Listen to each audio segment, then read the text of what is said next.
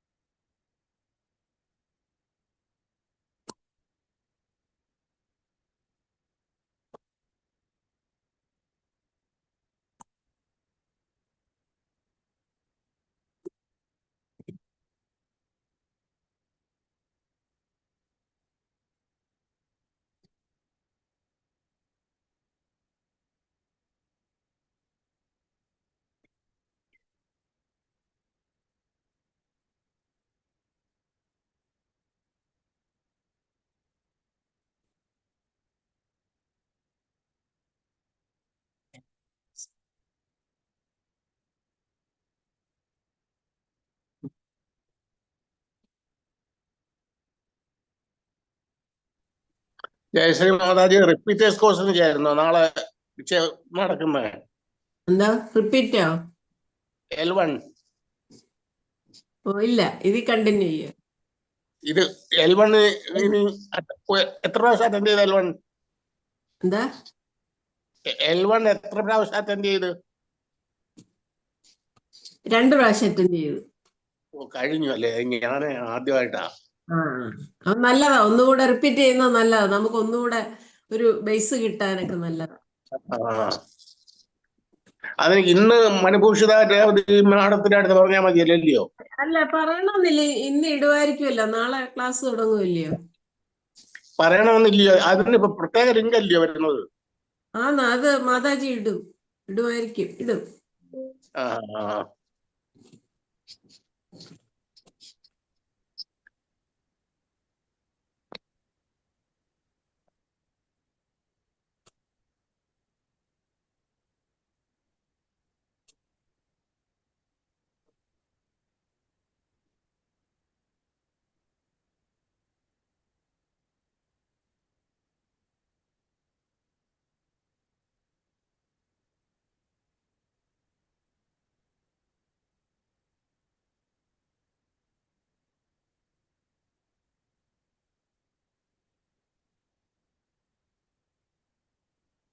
ഗുരു പ്രണാമം. ഹരേ കൃഷ്ണ. എല്ലാവർക്കും എന്റെ പ്രണാമം. ഹരേ കൃഷ്ണ. കൃഷ്ണ ഹരേ കൃഷ്ണ. ഓം അജ്ഞാനാതിമിരാന്ധസ്യ ജ്ഞാനാഞ്ജനശലാകയ ചക്ഷുരുന്മീലിതം യേന തസ്മൈ ശ്രീ ഗുരവേ നമഃ. ശ്രീ ചൈതന്യ മനോഭീഷ്ടം സ്ഥാപിതം യേന ഭൂതലേ സ്വയം രൂപകഥാ മഹ്യം ദദാതി സ്വപദാന്തികം. വന്ദേഹം ശ്രീഗുരു ശ്രീയുതപദകമലം ശ്രീഗുരുൻ വൈഷ്ണവാൻശ്ച ശ്രീരൂപം സാഗ്രജാതം സഹഗണ രഘുനാഥാന്വിതം ത്വം സജീവം സാദ്വൈതം സാവധൂതം പരിജനസഹിതം കൃഷ്ണചൈതന്യദേവം ശ്രീരാധാകൃഷ്ണപാദാൻ സഹഗണ ലളിതാ ശ്രീ വിശാഖാന്വിതാംശ്ച നമ. ഓം വിഷ്ണുപാദായ കൃഷ്ണപ്രേഷ്ഠായ ഭൂതലേ ശ്രീമതേ ഭക്തിവേദാന്ത സ്വാമിനേ ഇതി നാമിനേ. നമസ്തേ സാരസ്വതേ ദേവേ ഗൗരവാണി പ്രചാരിണേ നിർവിശേഷ ശൂന്യവാദി പാശ്ചാത്യദേശതാരിണേ വംശാകൽപതരുഭ്യശ്ച കൃപാ സിന്ധുഭ്യ ഏവ ച പതിതാനാഭാവനേഭ്യോ വൈഷ്ണവേഭ്യോ നമോ നമഃ. ഹേ കൃഷ്ണ കരുണാ സിന്ധോ ദീനബന്ധോ ജഗൽപദേ ഗോപേശ ഗോപികാ കാന്ത രാധാകാന്ത നമോസ്തുതേ. സപ്തകാഞ്ചന ഗൗരാംഗീ രാധേ വൃന്ദാവനേശ്വരി വൃഷഭാനുസുതേ ദേവി പ്രണമാമി ഹരിപ്രിയേ.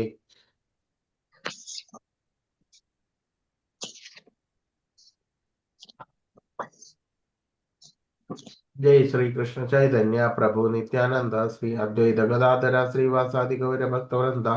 हरे कृष्णा कृष्ण कृष्ण हरे हरे, हरे राम राम राम हरे हरे, हरे कृष्ण कृष्ण कृष्ण हरे हरे, हरे राम राम राम हरे हरे, हरे कृष्ण कृष्ण कृष्ण हरे हरे, हरे राम राम राम हरे हरे, हरे कृष्ण. അധ്യായം ഹരേ കൃഷ്ണ. ഹരേ കൃഷ്ണ. 22 വരെ 22 വരെ കഴിഞ്ഞതാണ് അല്ലേ? പറയൂ. 22 വരെ.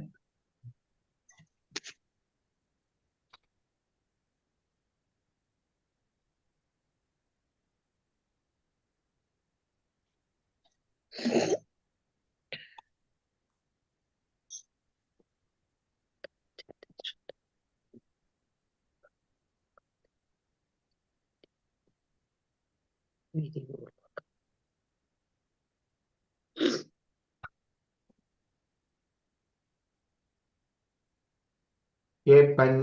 येऽप्यन्यदेवता भक्ता यजन्ते श्रद्धयान्विता तेऽपि मामेव कौन्तेय യജന്ത്യ വിധിപൂർവകം.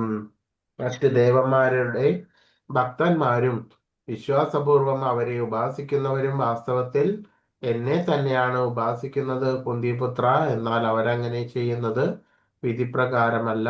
അപ്പൊ അതാണ് ശരിയായിട്ടുള്ള ദേവ ഉപാസകനും ഭഗവത് ഉപാസകനും തമ്മിലുള്ള വ്യത്യാസം. എന്താണ് ഭഗവാൻ പറഞ്ഞിരിക്കുന്നു? വിധിപൂർവകം അല്ല, അതാണ് പറഞ്ഞിരിക്കുന്നത്. മറ്റു ശിവൻ, ശിവൻ അഥവാ മഹാദേവൻ, ഭഗവതി, സുബ്രഹ്മണ്യൻ, ഗണപതി, അതുമാതിരി മറ്റ് യജ്ഞദേവതമാരായിട്ടുള്ള ഇന്ദ്രൻ, വരുണൻ, അഗ്നി, അങ്ങനെയുള്ള മറ്റേത് ദേവതകളും ഭഗവാനല്ലാതെ മറ്റേത് ദേവതകളെ ഉപാസിക്കുന്നത്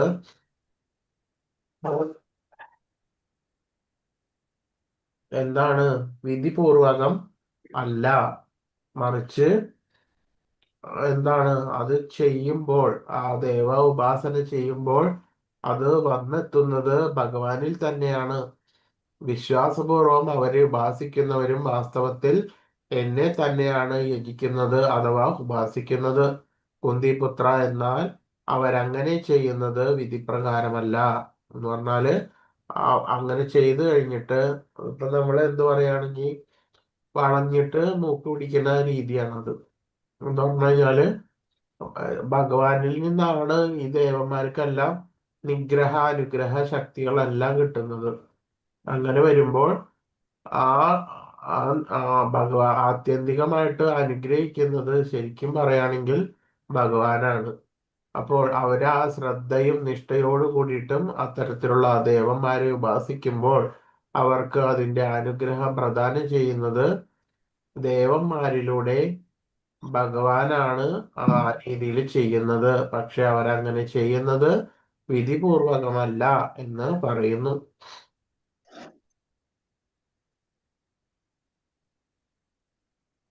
അപ്പൊ അതിന് കുറെ പേര് പറയും എന്താണ്, എപ്പോഴും കേൾക്കാവുന്ന സംശയങ്ങളാണത്. എന്താ ഭഗവാനൊപ്പം മറ്റുള്ള ദേവന്മാരെ പൂജിച്ചൂടെ?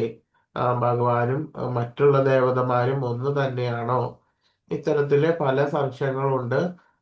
അങ്ങനെ എപ്പോഴും പറഞ്ഞുകൊണ്ടേയിരിക്കുന്നു. അതിന് ഉള്ള ഒരു സംശയ നിവർത്തിയാണ് ഈ ശ്ലോകം.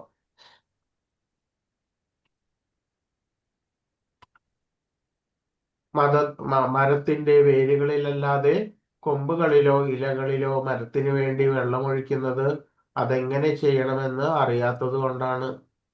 അല്ലെ, നമ്മളൊരു മരം അല്ലെങ്കിൽ ഒരു ചെടി കിട്ടിക്കഴിഞ്ഞാല് അതിന്റെ പുഷ്ടിക്ക് വേണ്ടിയിട്ട് നമ്മൾ എന്താണ് ചെയ്യുന്നത്? അതിന്റെ എന്ത് കാര്യമാണെങ്കിലും, അതിന്റെ വളം കൊടുക്കുകയാണെങ്കിലും ജലം കൊടുക്കുകയാണെങ്കിലും എവിടെയാണ് കൊടുക്കുന്നത്? എവിടെയാണ് കൊടുക്കുന്നത്? ചുവട്ടിൽ. അതെ, വേരിലാണ് കൊടുക്കുന്നത്. അതേപോലെ മറ്റ് ഇലകളിലോ മറ്റ് ശാഖകളിലോ ഒന്നും തന്നെയല്ല കൊടുക്കുന്നത്. അതുപോലെ സർവ അർപ്പണങ്ങളും ആരാധനയും ആ ഭഗവാനിൽ തന്നെ അർപ്പിക്കുകയാണെന്നുണ്ടെങ്കിൽ അതുകൊണ്ട് മാത്രം സകല ദേവന്മാരും എന്താ സംപ്രീതരാകും എന്ന് പറയുന്നു. നിയമാനുസൃതമല്ലാത്ത ഇതിനെയാണ് അവിധിപൂർവകം എന്നാണ് ഇവിടെ പറഞ്ഞിരിക്കുന്നത്. അനാവശ്യമായിട്ടുള്ള ഈ ദേവാരാധന കൃഷ്ണൻ അംഗീകരിക്കുന്നില്ല. അനാവശ്യമായിട്ട് പലവിധ ദേവതകളെ ഉപാസിക്കുന്നത് കൃഷ്ണൻ അംഗീകരിക്കുന്നില്ല എന്ന് പറയുന്നു. യജ്ഞം എന്നാൽ വിഷ്ണു എന്നാണ് അർത്ഥം. എല്ലാം നോട്ട് ചെയ്തോളൂ, ഇതെല്ലാം പ്രധാനപ്പെട്ടതാണ്. ഇതെല്ലാം നിയമാനുസൃതമല്ലാത്ത ആ ദേവാരാധന എന്താണ്? പറയൂ. നിയമാനുസൃതമല്ലാത്ത ദേവാരാധന കൃഷ്ണൻ അംഗീകരിക്കുന്നില്ല. കൃഷ്ണൻ അംഗീകരിക്കില്ല. അതിന് പകരം അതിന് എന്താ വിധിപൂർവകം അല്ലാത്തത് എന്ന് പറയുന്നു. അപ്പോൾ ഇത്തരത്തിലുള്ള സംഭവങ്ങളെല്ലാം ആ ഭഗവാൻ കൃഷ്ണന്റെ ബാല്യകാലത്ത് തന്നെ ആ ഭഗവാൻ സ്വജീവിതത്തിലൂടെ വ്യക്തമായിട്ട് കാണിച്ച് തന്നിട്ടുണ്ട്. യജ്ഞം എന്നാല് വിഷ്ണു എന്നാണ് അർത്ഥം. യജ്ഞത്തിന്റെ അഥവാ വിഷ്ണുവിന്റെ സംതൃപ്തിക്ക് കൊണ്ട് മാത്രം കർമ്മം ചെയ്യുക എന്ന് ഭഗവത്ഗീത 3-ാമത്തെ അധ്യായത്തില് നിർദ്ദേശിച്ചിരിക്കുന്നു. യജ്ഞം എന്നാല് വിഷ്ണു എന്നർത്ഥം. യജ്ഞത്തിന്റെ അഥവാ വിഷ്ണുവിന്റെ ആ ഭഗവാന്റെ സംതൃപ്തിക്കായിട്ട് മാത്രം കർമ്മം ചെയ്യുക.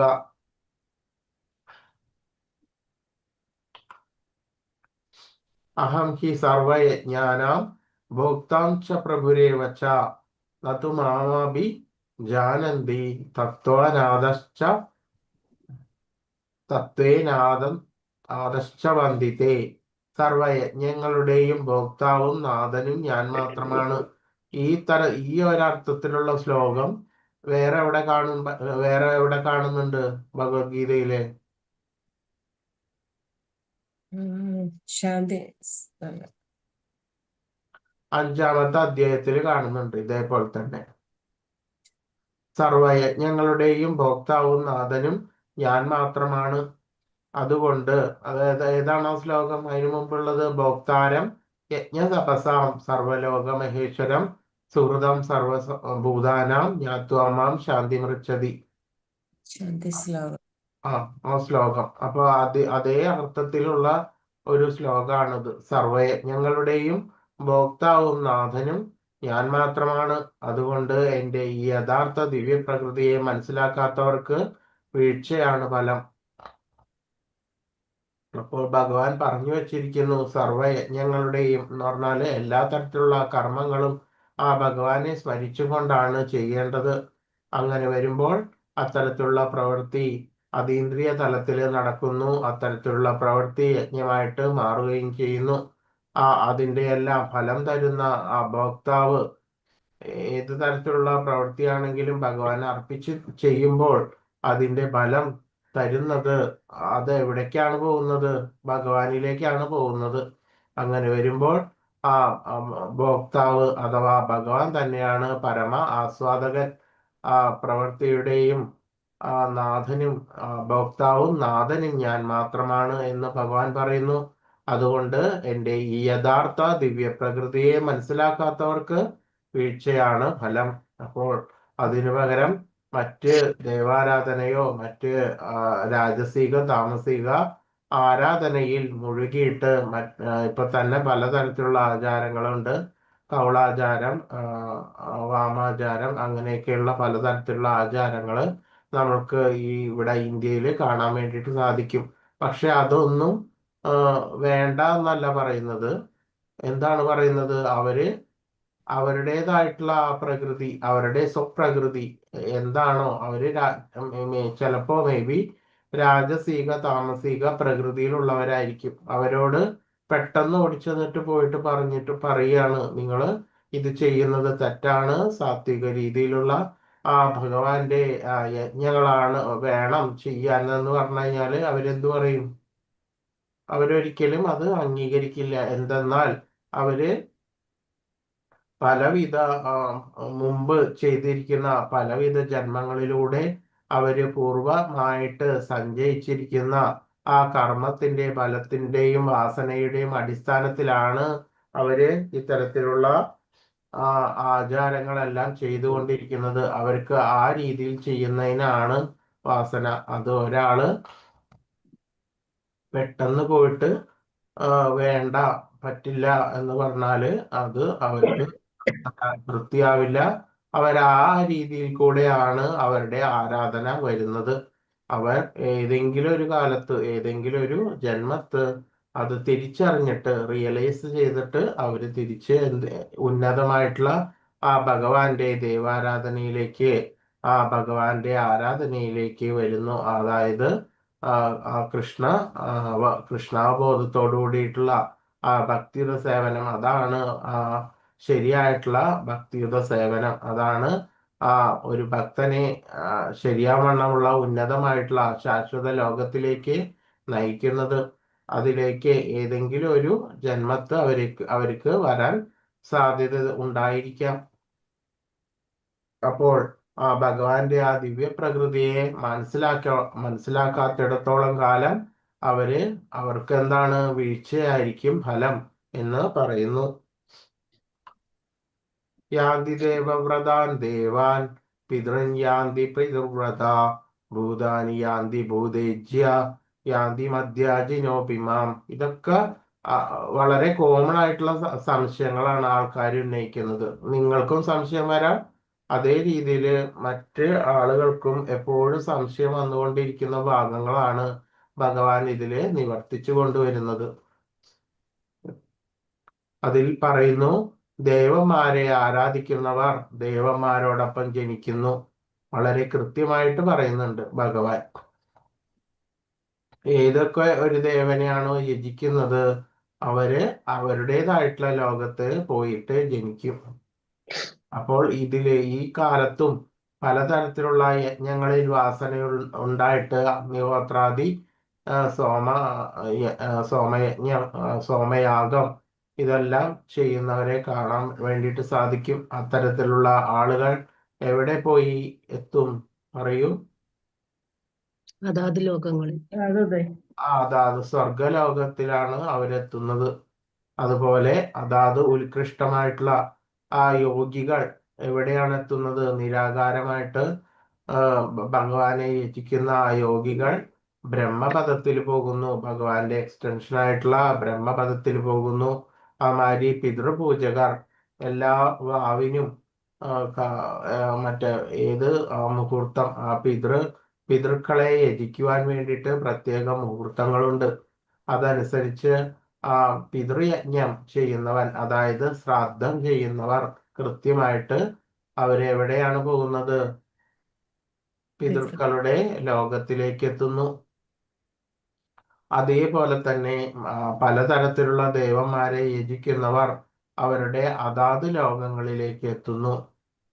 അതുമാതിരി മഹാവിഷ്ണുവിനെ ഉപാസിക്കുന്നവർ ആ കുണ്ഠിതങ്ങളൊന്നുമില്ലാത്ത ആ വൈകുണ്ഠത്തിലേക്ക് എത്തുന്നു.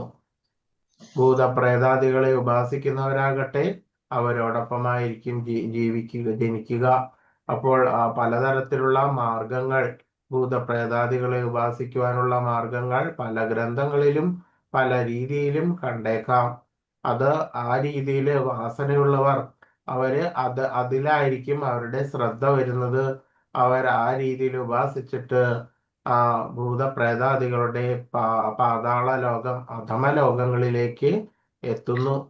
അതേപോലെ യക്ഷ, കിന്നര, ഗന്ധർവമാരുടെ പ്രീതിക്ക് വേണ്ടിയിട്ടുള്ള ആ യജനത്തിന് വേണ്ടിയിട്ടുള്ള കർമ്മങ്ങളെല്ലാം ഈ ഭാരതത്തില് കാണുന്നുണ്ട്. അത്തരത്തില് വാസന ഉള്ള ആളുകൾ ആ രീതിയിൽ അവരെ യജിച്ചിട്ട് അഥവാ ഉപാസിച്ചിട്ട് അവരുടേതായിട്ടുള്ള ആ ലോകത്തിലേക്ക് മരണശേഷം എത്തിപ്പെടുന്നു. പക്ഷേ എന്നെ ആരാധിക്കുന്ന ഭക്തന്മാർ എന്നോടൊപ്പം ജീവിക്കും. അത് വളരെ ക്ലിയർ ആയിട്ട് ഭഗവാൻ പറയുന്നുണ്ട്. ഭഗവാനെ ആരാധിക്കുന്നവർ ഭഗവാനോടൊപ്പം ജീവിക്കും. അതാണ് യാന്തി മധ്യാജിനോഭിമാം. എന്നെ ആരാധിക്കുന്ന ഭക്തന്മാർ എന്നോടൊപ്പം ജീവിക്കും. വളരെ കൃത്യമായിട്ട് പറയുന്നുണ്ട്. ഒരു ശുദ്ധഭക്തന് എന്തുകൊണ്ട് വൈകുണ്ഠം പോകാൻ കഴിയില്ല? ഈ പ്രധാനപ്പെട്ട ശ്ലോകം ഇതിന് മനസ്സിലാക്കാൻ എളുപ്പമാണ്. നിർഭാഗ്യവശാൽ കൃഷ്ണനും വിഷ്ണുവും വാഴുന്ന അത്യുത്കൃഷ്ട ഗ്രഹങ്ങളെ പറ്റി പലർക്കും അറിഞ്ഞുകൂടാ. അതിനെക്കുറിച്ച് അറിവില്ലായ്മ കൊണ്ടാണ് അവർ താഴേക്ക് വരുന്നത്. അപ്പോൾ ചിലർക്ക് ആണെങ്കിൽ അവരെന്ത് ചെയ്യും? പൂർവ കാലങ്ങളിൽ അനുഷ്ഠിച്ചു വരുന്ന അഥവാ അവരുടെ കുലങ്ങളിൽ അനുഷ്ഠിച്ചു വരുന്ന ആ ആരാധന അവർ ഏറ്റെടുത്ത് ചെയ്തുകൊണ്ടേയിരിക്കുന്നു. പൂർവ കുല ആരാധന, അതായത് അവരുടെ കുലത്തിൽ, അതായത് അവരുടെ വംശത്തിൽ ഏത് ആരാധനയാണോ നിലനിന്നത് ആ രീതിയിൽ എടുത്തിട്ട് എന്ന് പറഞ്ഞാൽ അവരുടെ അച്ഛനും അമ്മയും ആ രീതിയിലാണ് അവരെ പഠിപ്പിച്ചിരിക്കുന്നത്, അത്തരം ആരാധന. അപ്പൊ അതുകൊണ്ട് അത് ചെയ്യണം. പക്ഷെ അങ്ങനെ ഒരു നിർബന്ധം ഇല്ല. അതായത് ചിലപ്പോൾ അവർക്ക് മനസ്സിലാക്കാത്തത് കൊണ്ടായിരിക്കും, അവർക്ക് അറിയാനുള്ള ആ കഴിവില്ലാത്തത് കൊണ്ടായിരിക്കാം അവര് എന്താ താല്പര്യം ഉണ്ടെങ്കിൽ കൂടിയിട്ടും അവര് ഇത്തരത്തിലുള്ള ദൈവ ആരാധനയിൽ മുഴുകുന്നത്. പക്ഷെ നമ്മൾ അറിവ് കൊടുത്തിട്ടും അവര് എന്താണ് ഭഗവത് ആരാധനയിൽ മുഴുകിയില്ലെങ്കിൽ അതിനർത്ഥം അവര് മുൻജന്മ കർമ്മത്തിന്റെ വാസനയ്ക്ക് അനുസരിച്ചിട്ട് അത്രയും ആസക്തിയോടുകൂടിയിട്ട് ചെയ്യുന്ന ആരാധനയാണ് എന്ന് നമ്മൾ മനസ്സിലാക്കണം. നിർഭാഗ്യവശാലും കൃഷ്ണനും വിഷ്ണുവും വാഴുന്ന അത്യുത്കൃഷ്ട ഗ്രഹങ്ങളെ കുറിച്ച് പലർക്കും അറിഞ്ഞുകൂടാ. അതെല്ലാം തന്നെ ആധ്യാത്മിക ലോകങ്ങളാണ്. അതിനെക്കുറിച്ച് അറിവില്ലായ്മ കൊണ്ട് അവർക്ക് താഴേക്ക് വീഴേണ്ടി വരുന്നു. ഹരേ കൃഷ്ണ മഹാമന്ത്രം ഉച്ചരിക്കുന്നത് കൊണ്ട് മാത്രം മനുഷ്യനെ ജീവിതത്തെ പരിപൂർണതയിലെത്തിച്ച് സ്വഭവനമായിട്ടുള്ള ഭഗവത് ധാമത്തിൽ വീണ്ടും ചെന്നു ചേരാൻ കഴിയുമെന്ന വിശിഷ്ട വിജ്ഞാനത്തിന്റെ സാർവത്രിക പ്രചരണത്തിന് വേണ്ടിയിട്ട് കൃഷ്ണബോധ പ്രസ്ഥാനം യത്നിച്ചു പോരുന്നു. അപ്പൊ ഇതിന് ഇതില് വളരെയധികം ദ്രവ്യങ്ങളോ കാശോ ഇതൊന്നും മുടക്കേണ്ട യാതൊരു ആവശ്യവും ഇല്ല. തിരുനാമ ജപം മാത്രം മതി ഒരു ഭക്തനെ എവിടേക്ക് എത്തുന്നു? ഭഗവാന്റെ ധാമത്തിലേക്ക് എത്തുന്നു. ഈ കാലത്തെ യുഗധർമ്മം എന്ന് പറയുന്നത് ജപയജ്ഞമാണ്. ഭഗവാന്റെ തിരുനാമ സങ്കീർത്തനം ഒറ്റയ്ക്ക് ഇരുന്ന് ജപിക്കാൻ സാധിക്കുമെങ്കിൽ അങ്ങനെ ചെയ്യുക. ഒരുമിച്ചിരുന്നിട്ട് ജപിക്കുവാൻ വേണ്ടിയിട്ട് ആ രീതിയിൽ ചെയ്യുക. അപ്പൊ നിങ്ങൾക്ക് ഞാനിപ്പോ ഇവിടെ ലിങ്ക് ഇട്ടിട്ട് തന്നിട്ടുണ്ടായിരുന്നു. രാധാ ഗോവിന്ദ് ടെമ്പിളിന്റെ രാവിലത്തെ മംഗളാരതിയുടെ നിങ്ങൾ ഗ്രൂപ്പിലും നോക്കിക്കഴിഞ്ഞു കഴിഞ്ഞാൽ കാണാൻ പറ്റും. അപ്പൊ അതില് പോയി കഴിഞ്ഞാൽ ദർശനം നവവിധ ഭക്തിയുടെ പ്രക്രിയകളായിട്ടുള്ള ദർശനം, ഭഗവത് ദർശനം, വന്ദനം, ഇതെല്ലാം നിങ്ങൾക്ക് അതിലൂടെ ചെയ്യാൻ സാധിക്കും. അതുപോരാതെ ഭഗവാന്റെ നാമസങ്കീർത്തനം ഒരുമിച്ചിരുന്നിട്ട് അവരുടെ ഒപ്പം ഇരുന്നിട്ട് നമുക്ക് അതിലൂടെ കുറച്ചു നേരം ജപിക്കുവാൻ വേണ്ടിയിട്ട് സാധിക്കും. അപ്പോൾ ശരിയായിട്ടുള്ള നാമപ്രചാരണത്തിന് വേണ്ടിയിട്ടാണ് കൃഷ്ണബോധ പ്രസ്ഥാനം യത്നിച്ച് പോരുന്നത്.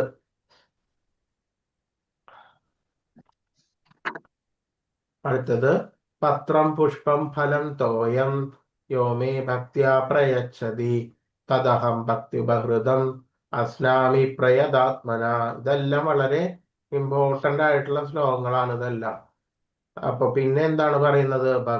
ഭഗവാന് കൊടുക്കുന്നത്, അർപ്പിക്കുന്നത് ഏത് രീതിയിലായിരിക്കണം എന്നാണ് പറയുന്നത്. സ്നേഹത്തോടും ഭക്തിയോടും കൂടിയിട്ട് ഒരാള് എനിക്ക് അർപ്പിക്കുന്നത് എന്തും ഇലയോ പൂവോ ഫലമോ ജലമോ ആകട്ടെ അത് ഞാൻ സ്വീകരിക്കും. അപ്പോൾ ഒരാൾ അർപ്പിക്കുന്നത് എന്തും എന്ന് പറയുമ്പോൾ ഏതെല്ലാം അർപ്പിക്കണം എന്നുള്ള സംശയം തോന്നും. അതാണ് ഏതൊക്കെയാണ്? പത്രം, അതായത് ഇല, പുഷ്പം, ഫലം, തോയം, ഇതൊക്കെയാണ് ഭഗവാൻ ഇച്ഛിക്കുന്നത്. അപ്പോൾ ആ പദാർത്ഥങ്ങൾ ഏതുമാകട്ടെ അതില് അർപ്പിക്കുന്ന ഒരാളുടെ മാനസിക നിലവാരം അനുസരിച്ചിട്ടാണ് ഭഗവാൻ അത് സ്വീകരിക്കുന്നത്. അതില് പ്രമാണം അനുസരിച്ചിട്ട് ഭാവഗ്രാഹി ജനാർദ്ദന എന്ന് പറയുന്നു. എന്തെന്നാൽ ഭക്തന്റെ ഭാവം, അത് അർപ്പിക്കുമ്പോൾ ആ ഭക്തന്റെ ഭാവം എന്താണോ അതാണ് ഭഗവാൻ സ്വീകരിക്കുന്നത്. അതിനനുസരിച്ചിട്ടാണ് ഭഗവാൻ ദ്രവ്യങ്ങളെ സ്വീകരിക്കുന്നത് എന്ന് പറയുന്നു. അപ്പോൾ വളരെ വളരെ നമ്മളത് ചെയ്യണം എന്നല്ല, ആ രീതിയിൽ ചെയ്യണം എന്നല്ല ഉദ്ദേശിക്കുന്നത്. അത്തരത്തിലുള്ള പല ഉദാഹരണങ്ങളും ഉണ്ട്. എന്താണ്? ശബരി ശ്രീരാമന്റെ വനവാസ കാലത്ത് ശബരി എന്ന് പറഞ്ഞിട്ടുള്ള വൃദ്ധ താപസ എന്ത് ചെയ്തു?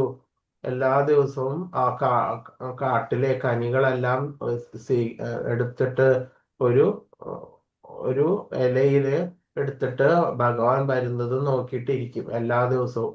അങ്ങനെ കാലം പോയിക്കെ ഭഗവാൻ ഒരു ദിവസം ശ്രീരാമൻ ആരുടെ അടുത്ത് വന്നു? ശബരി എന്ന് പറഞ്ഞ താപസിയുടെ അടുത്ത് വരികയും അവര് ശേഖരിച്ചു വെച്ചിരിക്കുന്ന ഫലങ്ങൾ ഭഗവാന് സ്വീകരിക്കുകയും ചെയ്യുന്നു. പക്ഷെ അവർക്ക് സംശയമുണ്ടായിരുന്നു. കാട്ടിലെ കനികളാണ്, അത് ചിലത് വിഷങ്ങളായിട്ടുള്ളതായിരിക്കാം, ചിലത് അപക്വങ്ങളായിട്ടുള്ളതായിരിക്കാം.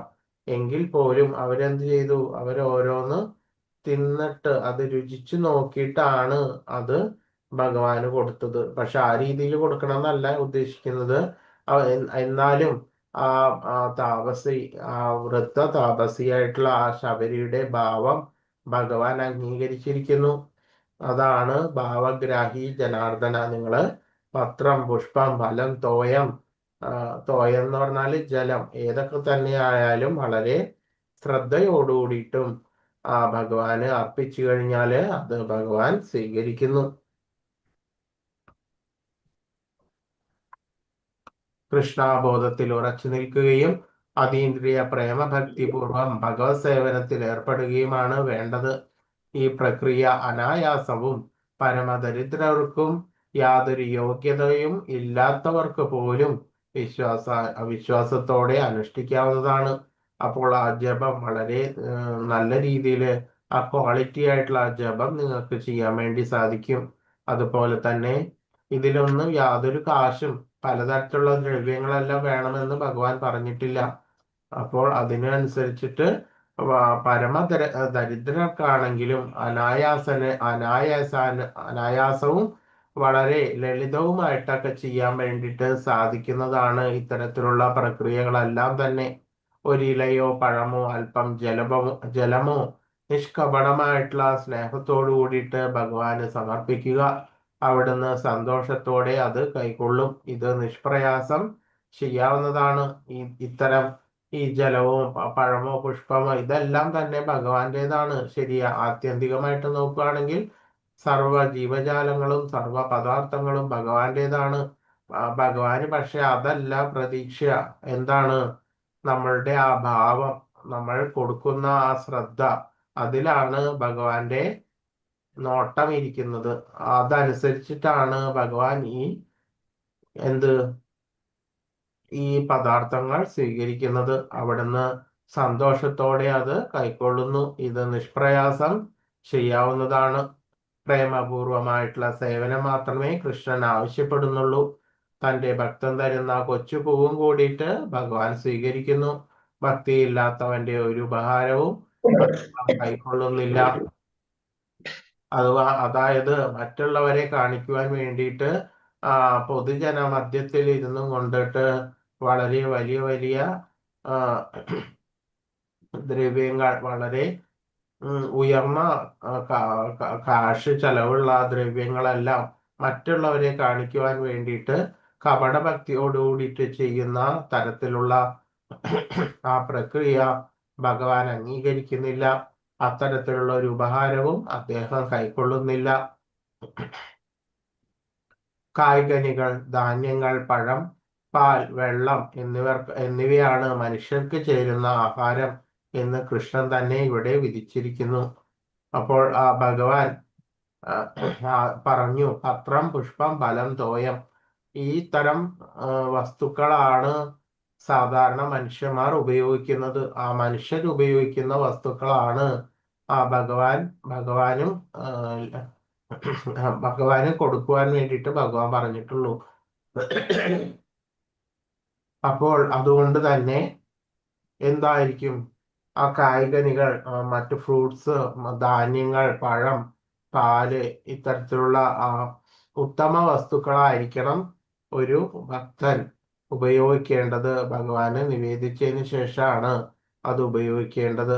ആഹാരത്തെ കൃഷ്ണാർപ്പണമാക്കാതെ ഭക്ഷിക്കുന്നവർ പാപബുക്കുകളാണ്. ഏതൊരു പദാർത്ഥത്തെയും ഭഗവാന് അർപ്പണം അല്ലാതെ കഴിക്കുന്നത്, അത്തരത്തിലുള്ള ഭക്ഷണം കഴിക്കുന്നവർ എന്താണ്? പാപ ബുക്കുകളാണ്. അവർ പാപത്തെയാണ് ഭുജിക്കുന്നത്.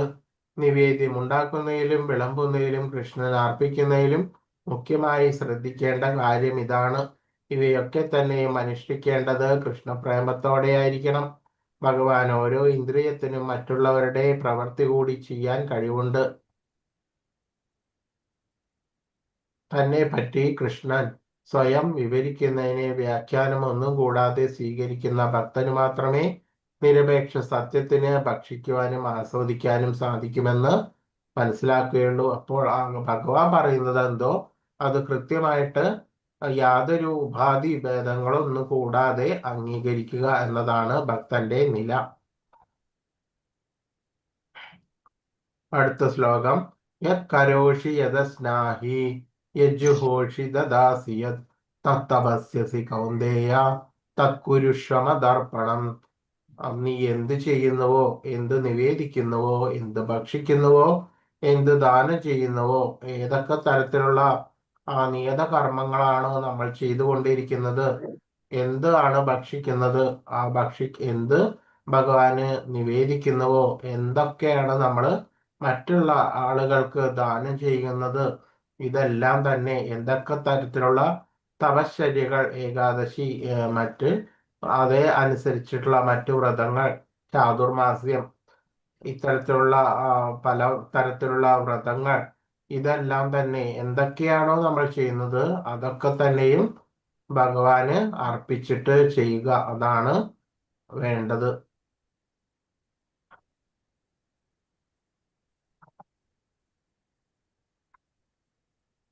ഏത് സന്ദർഭത്തിലും കൃഷ്ണനെ മറന്നു പോകാത്ത വിധത്തിലായിരിക്കണം ജീവിതത്തെ ചിട്ടപ്പെടുത്തിയിരിക്കുന്നത്.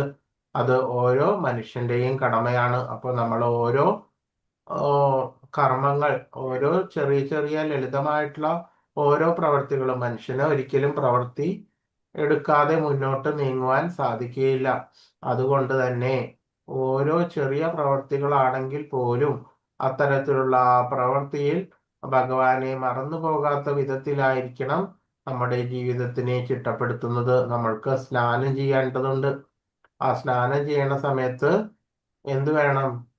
ഭഗവാൻ അതിനുശേഷം അതിനനുസരിച്ചുള്ള മന്ത്രങ്ങളെല്ലാം ചിട്ടപ്പെടുത്തിയിരിക്കുന്നു. അതിനുശേഷം ഗോപീചന്ദനത്തിനുള്ള കുറി, അത് അണിയുന്നതിന് വേണ്ടിയിട്ടുള്ള മന്ത്രങ്ങൾ, ഇതെല്ലാം തന്നെ ആ സ്നാന സമയത്ത് ചിട്ടപ്പെടുത്തിയിരിക്കുന്നു. അതിനുശേഷം എന്താണ് ഭക്ഷണം കഴിക്കാറുണ്ട് മനുഷ്യന്മാർ. അതിനനുസരിച്ചിട്ട് ശുദ്ധമായിട്ട് ഭക്ഷണം ഉണ്ടാക്കുകയും ഭഗവാൻ അർപ്പിക്കുകയും അത് പ്രസാദം കഴിക്കുകയും ചെയ്യുക. അതുമാതിരി നിയതമായിട്ടുള്ള എന്താണ് പഠനം, അതല്ലെങ്കിൽ അല്ലാത്തവർക്ക് ജോലി, ഇതും എന്താണ് നിയതമായിട്ടുള്ള കർമ്മങ്ങൾ ഭഗവാൻ അർപ്പിച്ചിട്ട് ചെയ്യുവാൻ വേണ്ടിയിട്ട് സാധിക്കുന്നു.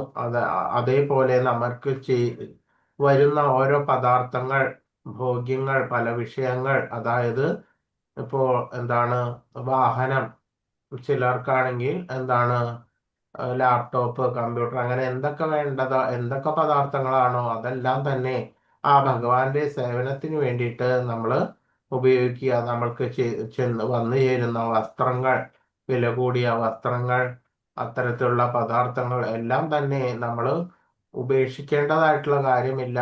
അതെല്ലാം ഭഗവാന്റെ സേവനത്തില് നമ്മൾ എങ്ങനെ ഉപയോഗിക്കാം എന്നാണ് നമ്മൾ പഠിക്കേണ്ടത്. ജീവിക്കുവാൻ വേണ്ടി എല്ലാവരും ഭക്ഷണം കഴിക്കേണ്ടിയിരിക്കുന്നു. അപ്പോൾ ഭക്ഷണം തന്നെ ഭഗവാന് നേദിച്ച പ്രസാദം സ്വീകരിക്കുകയാണ് ഏറ്റവും നല്ലത്. കർമ്മഫലം അത്രയും കൃഷ്ണൻ അർപ്പിക്കുന്നതിനാണ് യുക്തവൈരാഗ്യം എന്ന് പറയുന്നത്. അങ്ങനെ മുന്നോട്ട് പോയി കഴിഞ്ഞാൽ അത്തരത്തിലുള്ള ആളുകളെ പറയുന്നതാണ് യുക്തവൈരാഗി എന്ന് പറഞ്ഞാല് പദാർത്ഥങ്ങളെല്ലാം എന്താ ആവശ്യമില്ല എന്ന് പറഞ്ഞിട്ട് തിരസ്കരിക്കുകയല്ല ചെയ്യേണ്ടത്. മറിച്ച് അത്തരത്തിൽ വന്നു ചേരുന്ന പദാർത്ഥങ്ങൾ എല്ലാം തന്നെ ഭഗവാന്റെ സേവയ്ക്ക് വേണ്ടിയിട്ട് വിനിയോഗിക്കുകയാണ് ഒരു യുക്തവൈരാഗി ചെയ്യുന്നത്. അപ്പോൾ നമുക്ക് വളരെയധികം ധനം ഉണ്ടാവും. അപ്പോൾ അത് ഭഗവാനെയും ഭഗവാന്റെ ഭക്തന്റെ സേവനത്തിന് വേണ്ടിയിട്ട് വിനിയോഗിക്കാൻ സാധിക്കും. സ്ഥലമുണ്ടെങ്കിൽ ആ സ്ഥലം എന്താണ് ഭഗവാന്റെ സേവനത്തിന് വേണ്ടിയിട്ട് അത് വിനിയോഗിക്കാൻ കഴിയും. അതേപോലെ തന്നെ മറ്റ് പദാർത്ഥങ്ങൾ, വാഹനം, മറ്റ് എല്ലാം തന്നെ ഏത് രീതിയിൽ നമ്മൾ ആലോചിക്കണം. അത് ഏത് രീതിയിൽ കൃഷ്ണാബോധത്തിലേക്ക് എത്തുവാൻ നമ്മളെ പ്രേരിതനാക്കും, അതെങ്ങനെ സഹായിക്കും എന്നുള്ളത് നമ്മൾ ആലോചിച്ചുകൊണ്ട് ജീവിക്കണം. അതല്ല നമ്മൾക്ക് കൃഷ്ണാബോധത്തിന് ആ ഭഗവത് സേവനത്തിന് വിഘാതമായി നിൽക്കുന്ന പദാർത്ഥങ്ങളോ അതേമാതിരി സാഹചര്യങ്ങളോ ഉണ്ടെങ്കിൽ നമ്മൾ എന്ത് ചെയ്യണം? അതിനെ പെട്ടെന്ന് തന്നെ ത്യജിക്കേണ്ടതാണ്. ഒന്നും നോക്കാതെ, യാതൊരു ഉപാധിഭേദങ്ങളൊന്നും നോക്കാതെ തന്നെ അതിനെ ത്യജിക്കേണ്ടതാണ്. ക്ലിയർ ആയോ പറഞ്ഞത്? ക്ലിയർ ആണോ പറയുന്നത്? ഹരേ കൃഷ്ണ. ആണ്.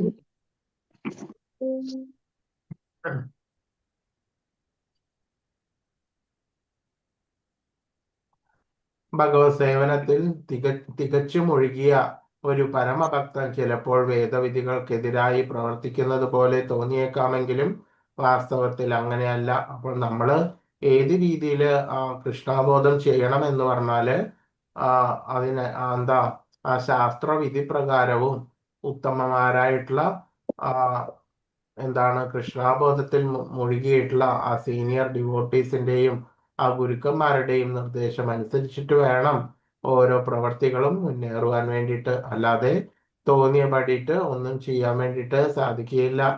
ഏതെല്ലാം വിധത്തിൽ കൃഷ്ണനെ സേവിക്കാമെന്ന് സദാ ചിന്തിച്ചു കൊണ്ടിരിക്കുന്നവനാണ് മുക്തനായി കഴിഞ്ഞു എന്ന് നിശ്ചയിക്കാം. നമുക്ക് വന്നു ചേരുന്ന പദാർത്ഥങ്ങൾ, ഭോഗ്യങ്ങൾ ഏതൊക്കെ വിധത്തില് നമ്മൾ ആ കൃഷ്ണാബോധത്തില് ആ ഭഗവാനെ സേവിക്കുന്നതിന് വേണ്ടിയിട്ട് ഉപയോഗിക്കാം എന്ന് ചിന്തിക്കുന്നവനാണ് ശരിയാവണ്ണം മുക്തനായി, അത്തരത്തിലുള്ളവർ മുക്തനായി കഴിഞ്ഞു എന്ന് നിശ്ചയിക്കാം. അപ്പോൾ ഇതിൽ എന്തെങ്കിലും സംശയം ഉണ്ടെങ്കിൽ നിങ്ങൾക്ക് വന്നു ചേരുന്ന ഭോഗ്യങ്ങൾ എങ്ങനെ കൃഷ്ണാബോധത്തിന് ഉപയോഗിക്കാം എന്നുള്ള അതിലെന്തെങ്കിലും സംശയങ്ങൾ പലപ്പോഴായിട്ട് ജീവിതത്തിൽ വരികയാണെങ്കിൽ നിങ്ങൾക്ക് അത്തരത്തിലുള്ള ഗുരുക്കന്മാരെയോ ഡിവോട്ടീസിനെയോ സമീപിക്കാം. അവര് അതിന് വ്യക്തമായിട്ടുള്ള ഉത്തരം ആ സമയത്ത് പറഞ്ഞു തരും.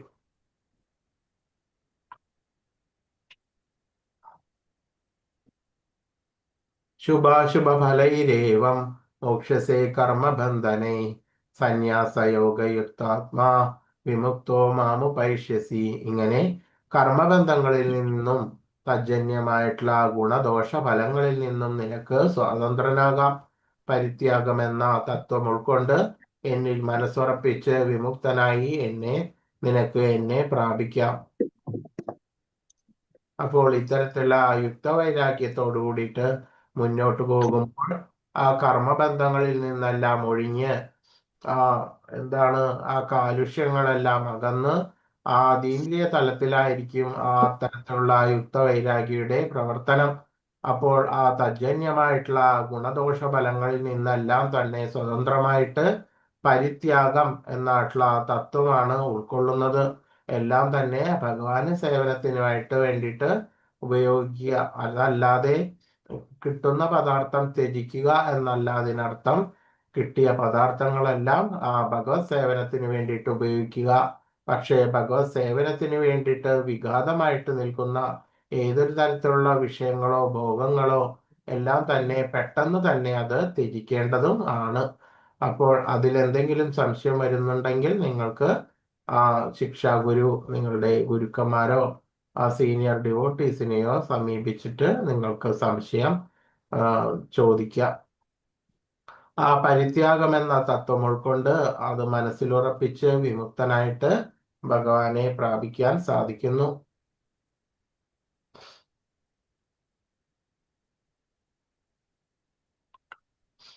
ഏത് സന്ദർഭത്തിലും കൃഷ്ണനെ മറന്നു പോകാത്ത വിധത്തിലായിരിക്കണം ജീവിതത്തെ ചിട്ടപ്പെടുത്തുന്നത്.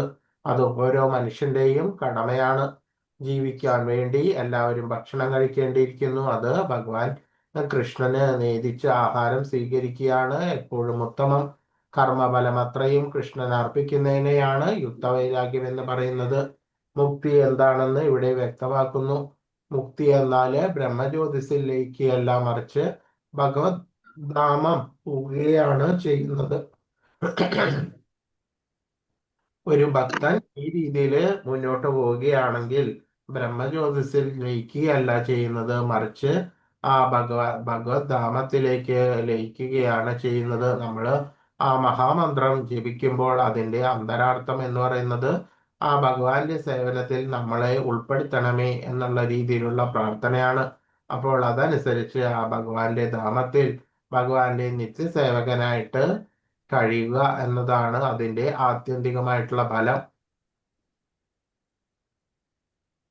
ഭഗവത് സേവനത്തിൽ തികച്ചു മുഴുകിയ ഒരു പരമഭക്തൻ ചിലപ്പോൾ വേദാധികാരങ്ങൾ പ്രവർത്തിക്കുന്നത് അതിനെതിരായിട്ട് പ്രവർത്തിക്കും എന്ന് തോന്നിയേക്കാളും വാസ്തവത്തിൽ അങ്ങനെയല്ല എന്ന് മനസ്സിലാക്കണം.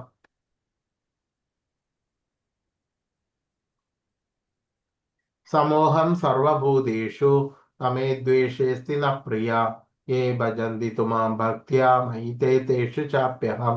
എനിക്ക് ആരോടും അസൂയവുമില്ല, പക്ഷപാതവുമില്ല, എല്ലാറ്റിനോടും സമഭാവനയാണുള്ളത്. പക്ഷേ ഭക്തി പുരസ്സരം ആരാണോ സേവിക്കുന്നത് അയാൾ എൻ്റെ സുഹൃത്തും ഞാൻ അയാളുടെ സുഹൃത്തുമാണ്. അവൻ എന്നിൽ അധിവസിക്കുന്നു. എങ്ങനെയെന്നാൽ അതിന് ഉപമ പറയുകയാണെങ്കിൽ ഒരു സൂര്യൻ ഒരു കള്ളന്റെയും ചതിയനായിട്ടുള്ള ഒരാൾക്കും അതേപോലെ തന്നെ ഉത്തമമായിട്ടുള്ള ഒരു വ്യക്തിക്കും ഒരേ രീതിയിൽ വെളിച്ചം വീശുന്നു. സൂര്യന്റെ ആ തേജസ്, ആ പകൽ ഒരു കള്ളനും ഒരു കൊലപാതകയ്ക്കും അതേപോലെ ഉത്തമമായിട്ടുള്ള ഒരാചാര്യനും ഒന്നുപോലെ തന്നെയാണ്. അതുപോലെ തന്നെയാണ് ഭഗവാന്റെ അനുഗ്രഹം എപ്പോഴും എല്ലായിടത്തും ഉണ്ട്.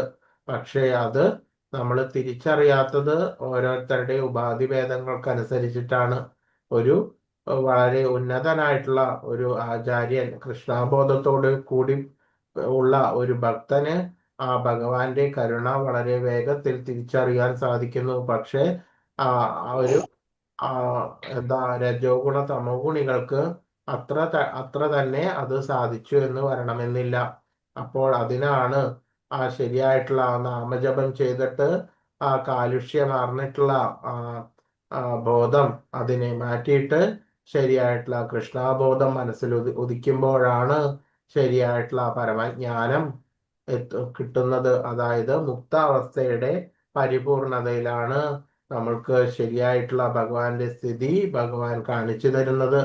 അപ്പോഴാണ് ഏത് രീതിയിലാണ് ഭഗവാന്റെ കരുണ സർവചരാചരങ്ങളിലും ചെന്ന് പതിക്കുന്നത് എന്ന് മനസ്സിലാക്കുവാൻ കൃത്യമായിട്ട് സാധിക്കുകയുള്ളൂ. അത്തരത്തില് എല്ലാവരും ആ ഭഗവാനിൽ നിന്ന് ഉത്ഭവിച്ചവരാണ്. പക്ഷേ ആ ഭഗവാന്റെ ആ സ്വത്വം അതിൽ നിന്നെല്ലാം വേർപെട്ടിട്ട് സ്വതന്ത്രമായിട്ട് ജീവിച്ച് അതിന്റെ ആവശ്യമില്ല എന്ന് പറഞ്ഞിട്ട് സ്വാതന്ത്ര്യത്തോടെ ജീവിച്ചിട്ട് പലതരത്തിലുള്ള ഭോഗങ്ങൾക്കും മറ്റും ഒഴുകി ജീവിക്കുന്നവരാണ്. ഭഗവാന്റെ ആ നില മറന്നു പോയിട്ട് ജീവിക്കുന്നവരാണ് അത്തരത്തിൽ ആ ഭഗവാന്റെ ആ കാരുണ്യം ശരിയാവണ്ണം അറിയാൻ സാധിക്കാത്തത്. അപ്പോൾ ജീവന്റെ നൈസർഗികമായിട്ടുള്ള ബോധം എന്ന് പറഞ്ഞാല് എന്താണ് ഒരു ജീവന്റെ നൈസർഗികമായിട്ടുള്ള ബോധം എന്ന് പറഞ്ഞാൽ ഏതാണ്? ഭഗവാനെ കുറിച്ചിട്ടുള്ള കൃഷ്ണബോധം, ഭഗവാനെ കുറിച്ചിട്ടുള്ള അവബോധമാണ് ഒരു ജീവന്റെ നൈസർഗികമായിട്ടുള്ള ബോധം. നമ്മൾ അതിലേക്ക് തിരിച്ചു പോവുക എന്നതാണ് ഇപ്പോൾ വേണ്ടുന്നത്. അപ്പോൾ അങ്ങനെയുള്ള ഒരു ഭക്തൻ എന്താണ്? എൻ്റെ സുഹൃത്തും ഞാൻ അയാളുടെ സുഹൃത്തുമാണ്. അങ്ങനെയുള്ളവർക്ക് ഭഗവാന്റെ കാരുണ്യം വളരെ പെട്ടെന്ന് അറിയുവാൻ വേണ്ടിയിട്ട് സാധിക്കുന്നു.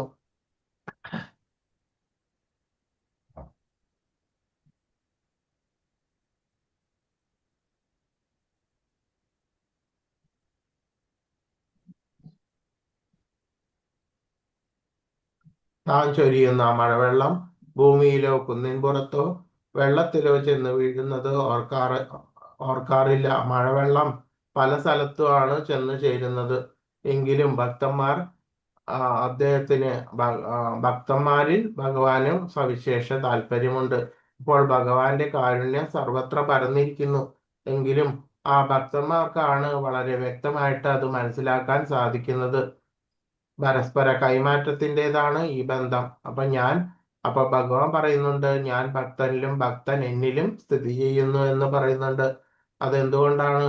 ആ ഭഗവാനും ഭക്തനും തമ്മിലുള്ള ബന്ധം വളരെ ഉത്കൃഷ്ടമാണ്. ശരിയായിട്ടുള്ള ആ ഭഗവാന്റെ കാരുണ്യം മനസ്സിലാക്കാൻ ഒരു വിശിഷ്ടനായിട്ടുള്ള ഒരു ഉത്കൃഷ്ടനായിട്ടുള്ള ഭക്തന് മാത്രമേ ശരിയാവണ്ണം സാധിക്കുകയുള്ളൂ.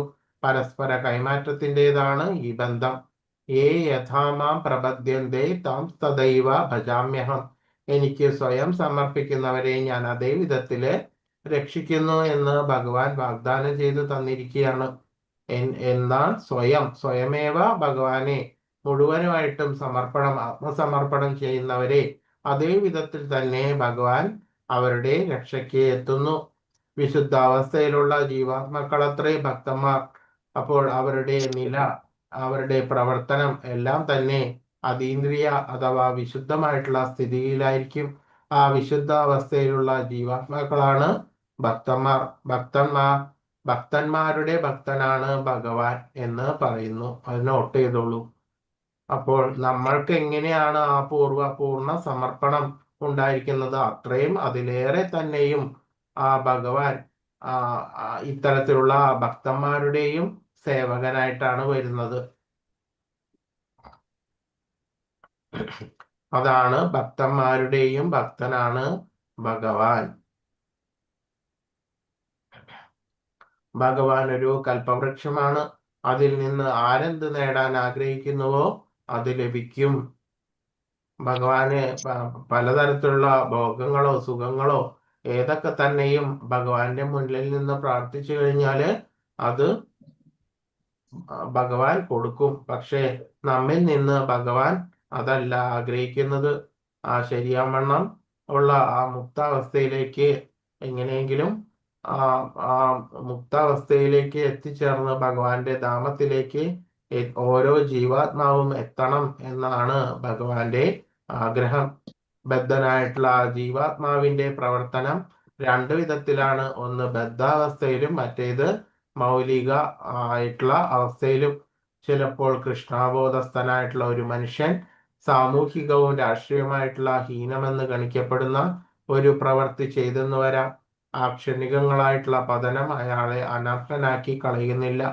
ചിലപ്പോൾ ഏതെങ്കിലും സാഹചര്യത്തിൽ അവർക്ക് ഹീനമായിട്ടുള്ള പ്രവർത്തികൾ ഏതെങ്കിലും അത്തരത്തിൽ ഗണിക്കുന്ന എന്തെങ്കിലും ചെയ്തെന്ന് വരാമെങ്കിൽ പോലും അവർക്ക് ഒരിക്കലും ആ കൃഷ്ണാബോധമായിട്ടുള്ള ആ പ്രവർത്തനം തുടരെ ചെയ്തുകൊണ്ട് ഉള്ള ഒരു ഭക്തനായതുകൊണ്ട് അതുകൊണ്ട് അയാളെ ആ ക്ഷണികമായിട്ടുള്ള പതനം പോലും അയാളെ ഒരിക്കലും അനർഹനായിട്ട് ആക്കി കളയുകയില്ല. പക്ഷേ ഇത് തന്നെ ആ യോഗികളുടെ അവസ്ഥ എടുത്തു നോക്കുകയാണെങ്കിൽ ആ അഷ്ടാംഗ യോഗത്തില് ഏതെങ്കിലും ഒരു പിഴ പറ്റിക്കഴിഞ്ഞാല് ആ സാധകൻ താഴോട്ട് പതിക്കുന്നു. അപ്പോൾ ഇതാണ് ഒരു ഭക്തനും യോഗിയും തമ്മിലുള്ള വ്യത്യാസം. ചന്ദ്രനിൽ കാണാവുന്ന കളങ്കം ചന്ദ്രപ്രകാശത്തിന്റെ പ്രസരണത്തിന് തടസ്സമാകുന്നില്ല. ഭഗവത് സേവനത്തിൽ നിരതനായിട്ടുള്ള ഒരാൾക്ക് ഏത് ഹീനകൃത്യവും ചെയ്യാമെന്ന് ആരും തെറ്റിദ്ധരിക്കരുത്. അങ്ങനെയല്ല അർത്ഥമാക്കേണ്ടത്. എന്ന് പറഞ്ഞാല് ഏതെങ്കിലും ഒരു സമയത്ത് ചിലപ്പോൾ ചെറിയൊരു വീഴ്ച പറ്റാമെങ്കിൽ പോലും അതൊന്നും കാര്യമാക്കിയില്ല കാരുണ്യവത്സനായിട്ടുള്ള ആ ഭഗവാൻ. പക്ഷേ ആ ഭക്തിയുത സേവനത്തിന്റെ അടിസ്ഥാനത്തില് നമ്മൾ ഒരിക്കലും ഒരു വികർമ്മങ്ങളും ചെയ്യുവാൻ മുതിരരുത്. ഭൗതിക ബന്ധങ്ങളുടെ താങ്ങാനാവാത്ത സമ്മർദ്ദത്താൽ അങ്ങനെ ഭൗതിക ബന്ധങ്ങളുടെ ആ സമ്മർദ്ദത്താൽ സംഭവിക്കുന്നതായിരിക്കാം ചിലപ്പോൾ അത്തരത്തിലുള്ള ഒരു വീഴ്ച. അത് ഒരിക്കലും ഭഗവാൻ കാര്യമാക്കുന്നില്ല. പക്ഷെ നമ്മൾ മനഃപൂർവ്വം ആസക്തിയോടുകൂടിയിട്ട് അത്തരത്തിലുള്ള വികർമ്മങ്ങൾ ഒരിക്കലും ചെയ്തുകൂടാത്തതാണ്. അപ്പോൾ ഇത്തരത്തിലുള്ള മാർഗഭ്രംശം ഭക്തൻ വരാതെ നോക്കേണ്ടതാണ്. അഭിജേത് സുദുരാചാരോ ഭജതേ മാമമന്യഭ സാധുരേവ സമന്തവ്യ സമ്യക് വ്യവസിതോ ഹിസ. ഒരാൾ അത്യന്തം ഹീനമായിട്ടുള്ള ഒരു ദുഷ്കർമ്മം ചെയ്താൽ പോലും ഭക്തിപൂർവം സേവനത്തിൽ ഏർപ്പെടുന്ന പക്ഷം അയാളെ സാധു എന്ന് കരുതണം. കാരണം തന്റെ ദൃഢവിശ്വാസത്തിൽ അദ്ദേഹം ശരിയായിട്ട് വർത്തിക്കുന്നു. ആ ശരിയാമണ്ണ ആ ദൃഢനിശ്ചയത്തോടെ ആ നിശ്ചയദാർഢ്യത്തോടു കൂടിയിട്ട് പോകുമ്പോൾ ഏതെങ്കിലും സാഹചര്യങ്ങളുടെ സമ്മർദ്ദം മൂലം ചിലവർക്ക് ഏതെങ്കിലും ഒരു ദുഷ്കർമ്മം ചെയ്താൽ പോലും ആ ഭക്തൻ ഒരിക്കലും താഴോട്ട് പതിക്കുന്നില്ല, അതായത് അധപ്പതിക്കുന്നില്ല. കാരണം അവർ ആ ഭഗവാന്റെ ആ കൃഷ്ണാബോധത്തിന്റെ ദൃഢവിശ്വാസത്തോടു കൂടിയിട്ട് മുന്നോട്ട് പോകുന്നവരാണ്.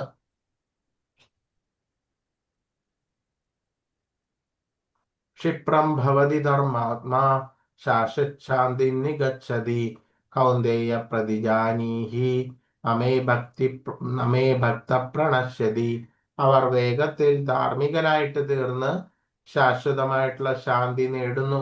അപ്പോൾ ഒരു ചെറിയ കുട്ടി നടക്കാൻ വേണ്ടിയിട്ട് പാടുപെടുമ്പോൾ കുറെ നടന്ന് കഷ്ടപ്പെട്ടിട്ടാണ് ശരിയാവണ്ണം നടക്കുവാൻ വേണ്ടിയിട്ട് നമ്മളുടെ ആരംഭഘട്ടത്തിൽ പലതരത്തിലുള്ള തെറ്റുകളും എല്ലാം നമ്മളിൽ സംഭവിച്ചിട്ടുണ്ടെങ്കിൽ പോലും ആ കരുണാവാരിധിയായിട്ടുള്ള ആ ഭഗവാൻ അതൊന്നും കാര്യമാക്കാതെ എന്തു ചെയ്യുന്നു? ആ ഭക്തനെ ആ ശരിയാവണ്ണമുള്ള ആ മാർഗത്തിലേക്ക് പിടിച്ച് നടത്തുന്നു. അത്തരത്തിലുള്ള ഒരു ഭക്തന് ഒരിക്കലും നാശം സംഭവിക്കുന്നില്ല എന്ന് കുന്തിപുത്ര എന്ന് ഉറപ്പിച്ച് പ്രഖ്യാപിക്കണം എന്നാണ്.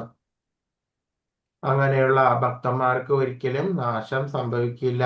അപ്പോൾ ഇപ്പോൾ പറയുന്ന ആ ഭക്തിയുടെ ആ കൃഷ്ണാബോധത്തിന്റെ ബലത്തിൽ നമ്മൾ ഒരു തരത്തിലുള്ള വികർമ്മങ്ങളൊന്നും ചെയ്യരുത്. അത്തരത്തിൽ ചെയ്തു കഴിഞ്ഞാല് ആ ഭക്തിയുടെ ആ തീവ്രത നഷ്ടപ്പെട്ട് പോകും. അപ്പോൾ നമ്മൾ പരമാവധി ശ്രദ്ധയോടുകൂടിയിട്ട് എന്താണ് എല്ലാ കർമ്മങ്ങളും ചെയ്യുവാൻ വേണ്ടിയിട്ട് യത്നിക്കണം.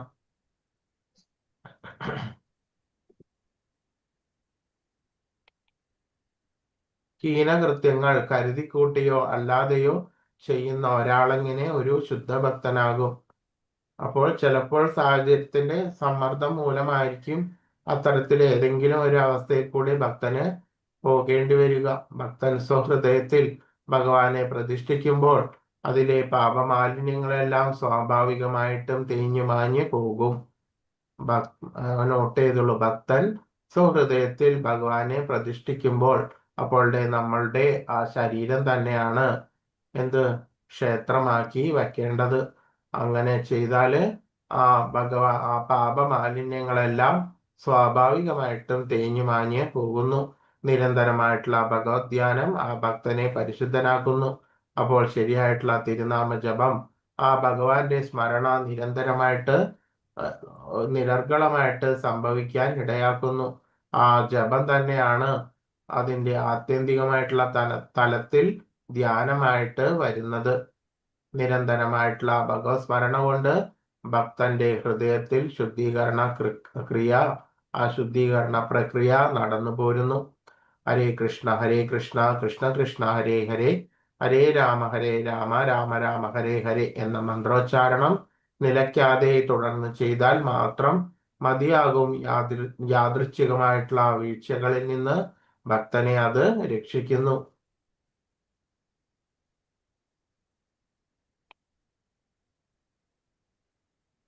മാം ഹി പാർത്ഥവ്യപാശ്രിത്യ പാപയോനയ സ്ത്രീയോ വൈശ്യസ്തദാ ശൂദ്ര തേബിയാന്തി പരാംഗതിയും. പാർത്ഥ, എന്നെ ആശ്രയിക്കുന്നവർ അധമകുലത്തിൽ പിറന്നവരോ സ്ത്രീകളോ കച്ചവടക്കാരോ ശൂദ്രരോ ആരായാലും ശരി പരമപദം പ്രാപിക്കും. അപ്പോൾ അതിന് യാതൊരു മനുഷ്യരാശിക്ക് മൊത്തത്തിലാണ് ഭഗവാൻ ഇത് പറയുന്നത്. അതിൽ സ്ത്രീയോ പുരുഷനോ വംശമോ വെളുപ്പോ കറുപ്പോ അങ്ങനെ ഒന്നും തന്നെ യാതൊന്നും അവസ്ഥാഭേദങ്ങളും ഒന്നും തന്നെ ഇല്ല. ശരിയാവണ്ണം ആ കൃഷ്ണബോധത്തോടു കൂടിയിട്ട് ഭഗവാനെ ആശ്രയിക്കുന്നവർ ആര് തന്നെയായാലും പരമപദം പ്രാപിക്കുന്നു.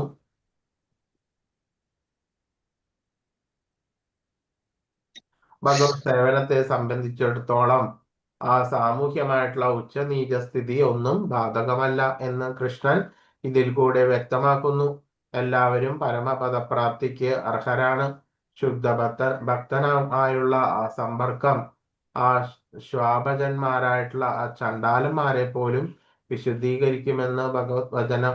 അപ്പോൾ വളരെ മനുഷ്യന്മാരിൽ തന്നെ വളരെ ഏറ്റവും താഴെക്കിടയിൽ ഉള്ള എന്താണ് ആ പട്ടികളെ കഴിക്കുന്ന ആ ചണ്ടാളന്മാരെ പോലും ആ ശുദ്ധഭക്തന്മാരുടെ സാമീപ്യം അഥവാ സമ്പർക്കം വിശുദ്ധീകരിക്കും എന്ന് ഭാഗവത വചനമുണ്ട്. കൃഷ്ണനെ ശരണം പ്രാപിക്കുന്നത് കൊണ്ടേ അത് സാധ്യമാകുന്നുള്ളൂ. ബുദ്ധിയുള്ള ഒരാൾക്കും ഇഷ്ട വസതിയല്ല ഈ ലോകം. അപ്പോൾ ഇത് ദുഃഖാലയവും അശാശ്വതവുമെന്ന് ഭഗവാൻ വളരെ വ്യക്തമായിട്ട് ഈ ലോകത്തെ കുറിച്ച് പറഞ്ഞു തന്നിട്ടുണ്ട്. ഈ ലോകം പരിണാമ വിധേയമാണ്, ഇത് നശ്വരവും ദുഃഖപൂർണവുമാണ്. അപ്പോൾ ബുദ്ധിയുള്ള ഒരാൾക്കും ഇഷ്ടവസതി അല്ല ഈ ലോകം എന്ന് കൃത്യമായിട്ട് ഭഗവാൻ പറയുന്നു. മായാവാദികൾ പറയുന്നത് ഈ ലോകം മിഥ്യ മാത്രമാണെന്നാണ്. അവർക്ക് ഈ ലോകം മായയത്രേ, ഈ പ്രപഞ്ചം മിഥ്യയല്ലെന്ന് നമുക്ക് ഭഗവത്ഗീതയിൽ നിന്ന് മനസ്സിലാക്കാം. ഇത് മിഥ്യയൊന്നുമല്ല. എന്താണ്? ശരിയായിട്ടുള്ള പ്രപഞ്ചം തന്നെയാണ്, പക്ഷെ അത് പരിണാമ വിധേയമാണ്. രാജർഷിമാരുടെ കുലത്തിലാണ് അർജുനൻ ജനിച്ചത്. അദ്ദേഹത്തോടും ഭഗവാൻ പറയുകയാണ്, ഭക്തിപൂർവം എന്നെ സേവിക്കുക, വേഗം സ്വധാമത്തിലേക്ക് എത്തിച്ചേരുക. ഇതാണ് എല്ലാ മനുഷ്യരാശികളിലേക്കും ഭഗവാൻ ആവശ്യപ്പെടുന്നത്, അഥവാ ഭഗവാൻ ആഗ്രഹിക്കുന്നത്. ശുഭാശുഭഫലൈരേവം മോക്ഷസേ കർമ്മബന്ധനെ സന്യാസയോഗയുക്താത്മാ വിമുക്തോ മാമുപൈഷ്യസി. ഇങ്ങനെ കർമ്മബന്ധങ്ങളിൽ നിന്നും തജ്ജന്യങ്ങളായ ഗുണദോഷ ഫലങ്ങളിൽ നിന്നും നിനക്ക് സ്വതന്ത്രനാകാം. പരിത്യാഗം എന്ന തത്വം ഉൾക്കൊണ്ട് എന്നിൽ മനസ്സുറപ്പിച്ച് വിമുക്തനായി നിനക്ക് എന്നെ പ്രാപിക്കാം.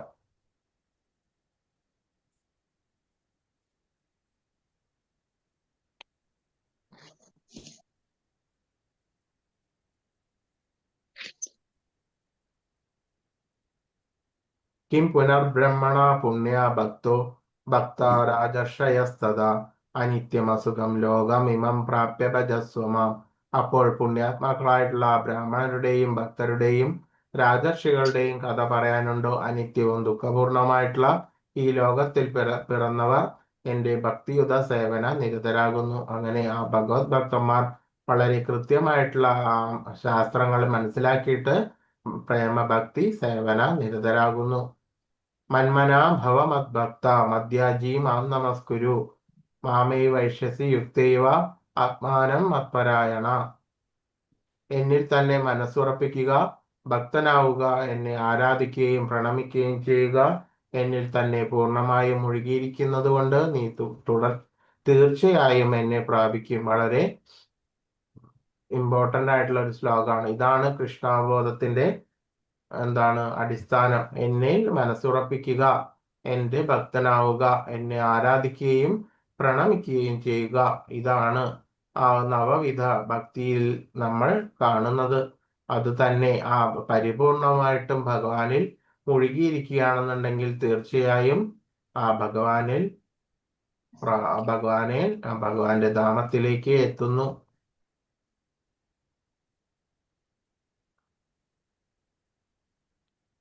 മലിനമായിട്ടുള്ള ഈ ഭൗതിക ലോകത്തിന്റെ കെട്ടുപാടുകളിൽ നിന്ന് മുക്തനാവാൻ കൃഷ്ണാബോധമില്ലാത്ത മറ്റുപായമൊന്നുമില്ലെന്ന് ഈ ശ്ലോകം ഉറപ്പിച്ചു പറയുന്നു.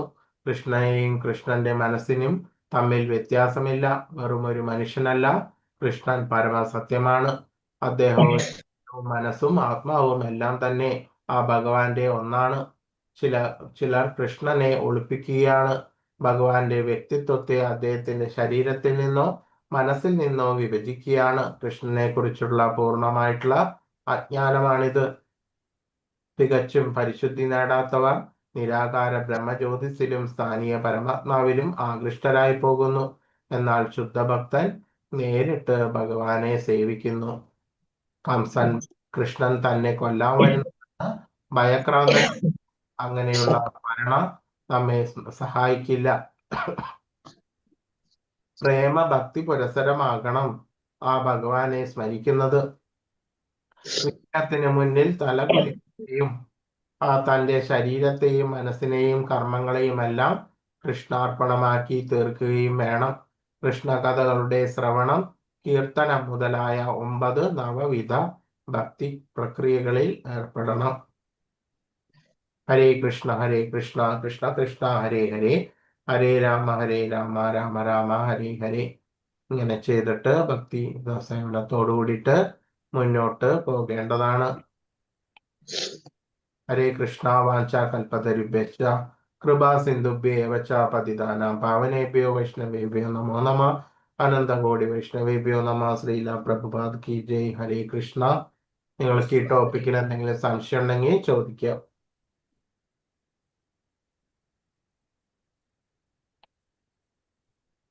ഹരേ കൃഷ്ണ പ്രഭുജി. അപ്പൊ നമ്മൾ ഈ വേറെ അമ്പലങ്ങളിലൊന്നും പോവണ്ടെന്നാണോ പറയുന്നത്? അതല്ല, അങ്ങനെയല്ല പറയുന്നത്. ദേവന്മാരെല്ലാവരും അതേപോലെ തന്നെ വളരെ ഉത്കൃഷ്ടമായിട്ടുള്ളവരാണ്. ആ ഭഗവാന്റെ തന്നെ എന്താണ് അവർക്ക് അവരുടേതായിട്ടുള്ള ആ കർത്തവ്യങ്ങളുണ്ട്. ഭഗവാന്റെ തന്നെ തൊട്ട് താഴെയുള്ളവരാണ് അവരത്രയും അധികം വളരെ ഉത്കൃഷ്ടമായിട്ടുള്ള ആ ദേവന്മാരും അവരുടേതായിട്ടുള്ള ലോകങ്ങളുമുണ്ട്. എങ്കിൽ പോലും അവരെ പ്രാർത്ഥിക്കുന്നതിനും ഉപാസിക്കുന്നതിനും തെറ്റ് എന്ന് പറയാനൊന്നും പറ്റില്ല. നിങ്ങൾ ക്ഷേത്രങ്ങളിലൊക്കെ പോകാം, ദേവാരാധന നടത്താം. എങ്കിലും ഈ ശരിയായിട്ടുള്ള ജ്ഞാനം നിങ്ങളുടെ മനസ്സിൽ എപ്പോഴും വേണ്ടതാണ്. ഹരേ കൃഷ്ണ പ്രഭുജി. പ്രഭുജി നേരത്തെ പറഞ്ഞിട്ട് തന്നിട്ടുള്ളതാണ്. എന്നാലും ഒരു കാര്യം, ഗോപി ചന്ദനം എന്ന് പറഞ്ഞാൽ എന്തെന്നാണെന്ന് ഒന്നുകൂടെ പറഞ്ഞു തരുമോ? ഗോപി ചന്ദനം എന്ന് പറഞ്ഞാല് വൃന്ദാവനം, ദ്വാരക, ആ വൃന്ദാവനത്തിലെ തന്നെയുള്ള രാധാകുണ്ട്, ശ്യാമകുണ്ട്, അതൊക്കെയാണ് ആ വൃന്ദാവനത്തിലെ ഏറ്റവും പരിപാവനമായിട്ടുള്ള സ്ഥലം. അപ്പൊ അവിടെ നിന്ന് കിട്ടുന്ന ആ മണ്ണ് ഉപയോഗിച്ചിട്ട് ഉണ്ടാക്കുന്ന പവിത്രമായിട്ടുള്ള ചന്ദനം എന്ന് പറയാൻ പറ്റില്ല, ആ മണ്ണ് ഉപയോഗിച്ചിട്ടാണ് ഈ ഗോപി ചന്ദനം ഉണ്ടാക്കുന്നത്. ഹരേ കൃഷ്ണ പ്രഭുജി. ഹരേ കൃഷ്ണ പ്രഭുജി. ഹരേ കൃഷ്ണ. അഷ്ടാംഗയോഗം നിങ്ങൾ പ്രവർത്തിക്കാവോ? അഷ്ടാംഗയോഗം ചെയ്യുന്ന യോഗികളൊക്കെ കണ്ടേക്കാം. പക്ഷെ അത് അതാണ് പറഞ്ഞത്, ഏതെങ്കിലും ഒരു പിഴവ് വന്നു കഴിഞ്ഞാല് താഴോട്ട് പെട്ടെന്ന് പതിക്കുവാനുള്ള, ഏറ്റവും താഴേക്കിടയിലേക്ക് എത്തുവാനുള്ള പ്രവണത അഷ്ടാംഗ യോഗത്തില് ഉണ്ട്. പക്ഷെ ഒരു ഭക്തന് ഒരിക്കലും എന്തില്ല, പതനമില്ല. അപ്പോൾ നമ്മൾ ഈ കലിയുഗത്തില് എല്ലാവരും അന്നഗത പ്രാണരായിട്ടുള്ള ആളുകളാണ്. അതുകൊണ്ട് എപ്പോഴും ഈ സമയത്ത് ആ യുഗധർമ്മമായിട്ടുള്ള ജപമാണ് ഉചിതം. പക്ഷെ ഈ ഭഗവത്ഗീതയിലെ യോഗികളെ കുറിച്ചിട്ടും ധ്യാനാവസ്ഥയെ കുറിച്ചിട്ടും എല്ലാം ഭഗവാൻ വിവരിക്കുന്നുണ്ട്.